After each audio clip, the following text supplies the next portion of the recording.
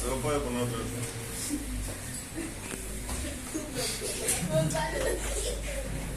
Presento, tú eres el primero. Tú eres el primero. Joel. Bueno, el día de hoy expondremos mi grupo: Gerson Ruiz, Kylie Vela, Salvador González y el que les habla, González. Bueno, yo les voy a hablar sobre la guerra de la independencia de Indochina. Esta guerra se dio en los años 1946 hasta 1954. La guerra fue Francia contra los que actualmente son los países de Vietnam, Laos y Camboya, que en ese momento se llamaba el Viet Minh. Era liderado por Ho Chi Minh. Después de la Segunda Guerra Mundial, Francia intentó recuperar su colonialismo en el país de Indochina, por lo que en 1946 atacó el puerto de Haiphong, eliminando a más de 6.000 civiles. Durante la Guerra Fría, Estados Unidos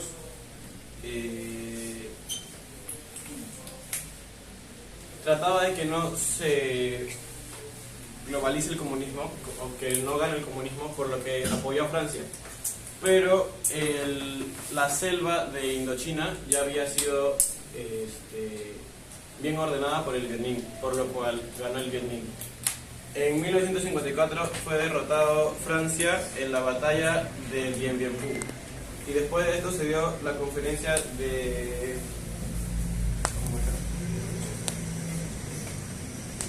Ginebra, el cual ordenaba a las tropas francesas retroceder y volver a su territorio, y Vietnam se dividiría en dos, en Vietnam del Norte y Vietnam del Sur. Esto después se dio el referéndum, el cual fue ver si se unía o seguían separados Vietnam, que fue una guerra después de mucho tiempo. Y ya, gracias. Yo les voy a hablar sobre la independencia de la India.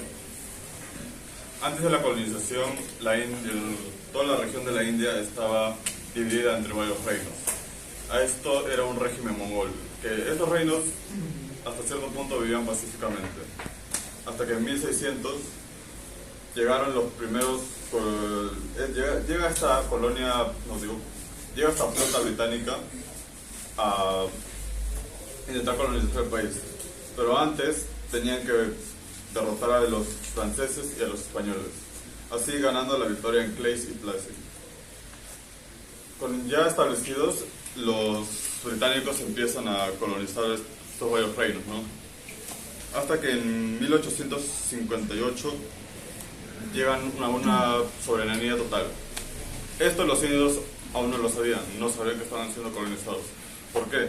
Porque a ellos aún tenían un rey ahí, pero este rey no era nada más que solo un simbolismo, no tenía más poder. Esto lleva a una rebelión de cipayos, lo cual querían hacer que este régimen mogol vuelva a alzarse. Con la colonización total, los británicos hacen un conteo de religiones, ¿no? Todos estos reinos tenían varias culturas y varias religiones. Entre estos estaban los hindús, el islam, los abrahames y sigilitas, y entre varios. Entre todas estas religiones predominaban dos: los hindús y los musulmanes. En lo cual estas dos tienen muchas diferencias y habían choques violentos entre esos dos. Los británicos traen su cultura y educación, en lo cual los musulmanes están en contra de esto, ya que dicen que va en contra de su religión. Con toda esta región de la India, los británicos se dan cuenta que no van a poder controlar a toda ella por ellos solos, lo cual contratan hindúes para que ayuden a gobernar bien esto, lo cual genera una clase social nueva, los hindúes intelectuales. Estos hindúes van a estudiar a Inglaterra, de aquí salen doctores, abogados, filósofos. ¿Sí? Esta clase social se empieza a cuestionar la colonización de la colonización británica, y dándose cuenta que ayudando a estos hacen un arma de doble filo, ayudando al enemigo y así no apoyando a su país. En 1885 se genera un congreso hindú, lo cual es formado por estos intelectuales que fueron a estudiar.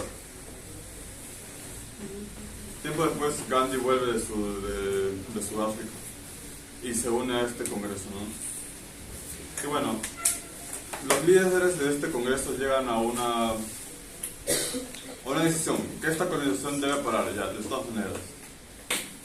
Lo que genera esta cosa única, ¿no?, que Gandhi hace, una revolución pacífica.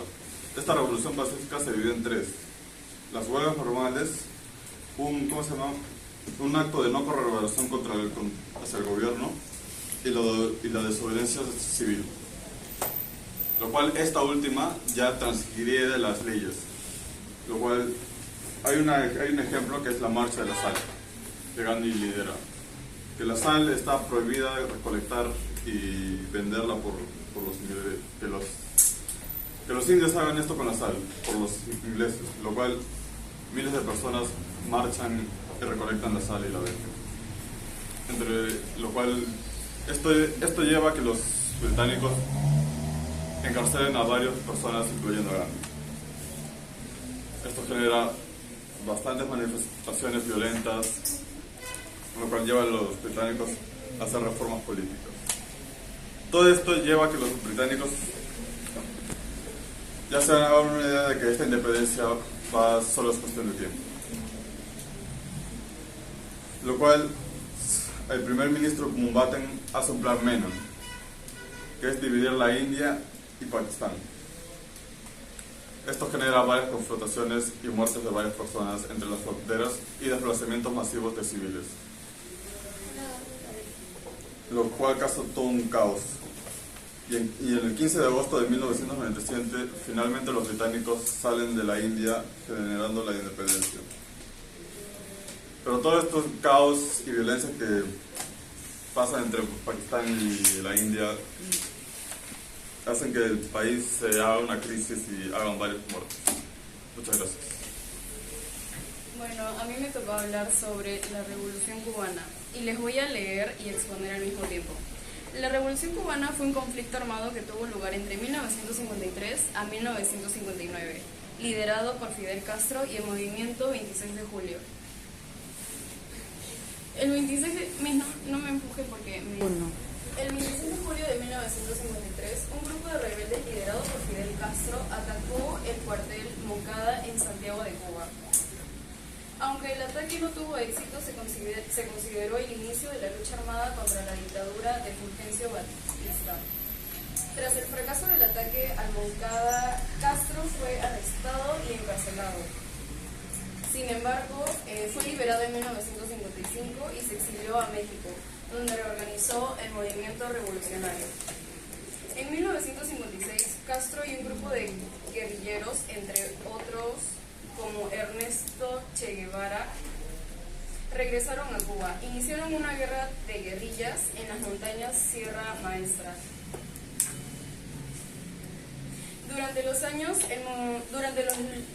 lo largo de los años, el movimiento 26 de julio ganó apoyo popular y luchó contra las fuerzas del gobierno de Batista. El 1 de enero de 1959, las fuerzas revolucionarias lideradas por Castro derrocaron al gobierno de Batista. Castro asumió el poder y estableció un régimen socialista en Cuba. La Revolución Cubana tuvo consecuencias en las relaciones interculturales, generando tensiones con los Estados Unidos y convirtiendo Cuba en un desastre. Gracias. Hoy día les voy a hablar sobre la expulsión de Cuba de la OEA. Sobre la expulsión de Cuba de la OEA. Cuba fue expulsado de la OEA por mantenerse en un gobierno marxista-leninista y ya no es miembro de la OEA por eso. ¿Por qué? Eso fue gracias a la votación de 14 países y a la abstención de 6, donde esos 6 países son Brasil, Argentina, Chile, Bolivia, México y La Habana, que con ese voto en contra hizo que absolutamente todos ya no tengan enlaces diplomáticos, a excepción de México, que México hasta ahorita continúa con enlaces diplomáticos. Para que Cuba regrese a dicha organización, lo que debe hacer Cuba es declararse un país 100% democrático. Tiene que haber muchos cambios en la isla, porque eso lo dictaminó Washington en ese entonces. Tienen